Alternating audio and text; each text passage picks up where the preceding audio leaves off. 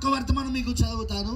But there are so many other messages కానీ ఇంకా అనేకమైన వర్తమానాలు ఉన్నాయి. where I can prove to you నేను మీకు రుజువు చేయగలను that he told that this Revelation 10 was fulfilled. మరి ప్రకటన 10 నెరవేర్పు జరిగిందని ఆయన చెప్పి ఉన్నాడు. Blessed be the name of the Lord. ప్రభువు నామము స్తుతించబడును గాక. The day when the Son of Man shall be revealed. మరి ఆ ఏకైక మనిషి కుమారుడు బయలుపరచబడిన దినమున So we know మనకు తెలుసు that has happened. అది జరిగినది అని. Can we say amen? దాని మీరు ఆమేన్ అని చెప్పగలరా? Has Revelation 10 happened? ప్రకటన 10 జరిగినదా? Amen. Amen. Are we confused? మీరేమైనా గర్భిలో ఉన్నారా? No, we are not confused. మనమైనా గర్భిలో ఉన్నామా? లేదు మన గర్భిలో లేం. It has happened. అది జరిగినది. It has been అది fulfilled. నెరవేరిపోయినది. Amen. Amen. And if you want to understand it, brother, you can sit. Come and we'll sit down and we'll discuss. ఒకవేళ గనుక మీకు అది అర్థం కావాలని అనుకుంటే రండి కూర్చుందాం, దాని గురించి మనం మాట్లాడుకుందాం. Amen. Amen. Has it been done? అది జరిగినదా?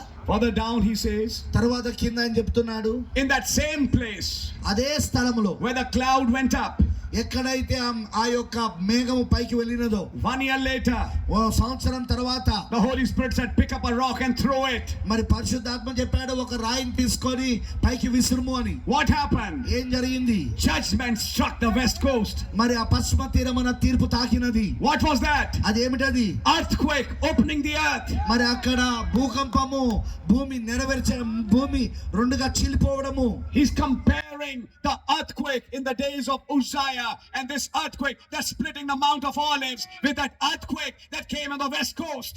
ఉజ్జియా దినములలో వచ్చిన భూకంపమును, అలాగనే ఆయన ఒలివ కొండపైకి వచ్చిన ఆ యొక్క సమయంలో ఆ ఒలివ కొండ రెండుగా చీలిపోయే దాని గురించి, అదే విధంగా పశ్చిమ తీరమున వచ్చిన భూకంపము, టూసాన్ ప్రాంతమున పశ్చిమ తీరమున వచ్చిన అలస్కాలో వచ్చిన భూకంపము గురించి ఈ మూడింటిని ఆయన పోల్చుతూ ఉన్నాడు. ఆయన Further down he says, ఆయన కింద ఇంకా చెప్తున్నాడు, and the God of heaven promised the evening time would have evening lights.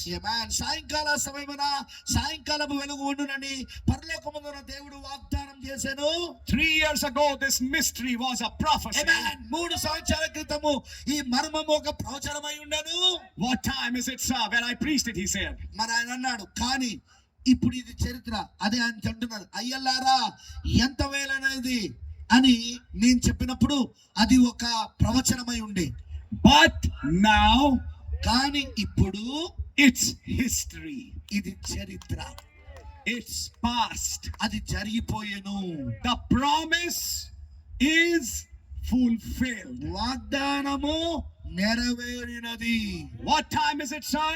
అయ్యలారా ఎంత వేళైనది? And watch this attraction. ఈ ఆకర్షణ ఏమిటి? God fulfilling his word. దేవుడు తన వాక్యం నెరవేర్చుచున్నాడు. He's the same yesterday, today and forever. ఆయన నిన్న నేడు నిరంతరం ఒకటే రీతిగా ఉన్నాడు. When this event happened, ఎప్పుడు ఈ యొక్క సంఘటన జరిగింది? when this white cloud came, ఈ యొక్క తెల్లని మేఘం ఎప్పుడు వచ్చినది? and Christ came with an open book, మరి క్రీస్తు తను తెరవబడిన పుస్తకంతో వచ్చినప్పుడు, fulfilling Revelation 10. ప్రకటన 10 నెరవేర్పు చేస్తూ, Why did he come? ఎందుకు వచ్చాడు ఆయన? To present himself to the spiritual Jerusalem.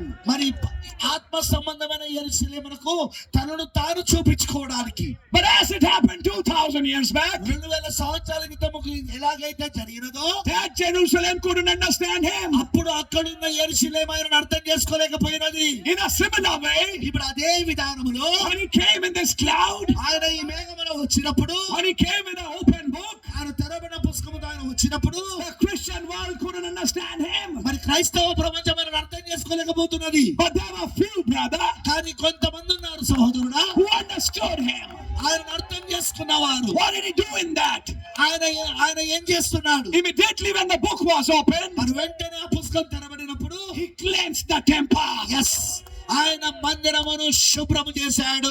He cleansed it from Nicolaitans. మరి నికోలైతుల నుండి ఆయన శుభ్రము చేశాడు.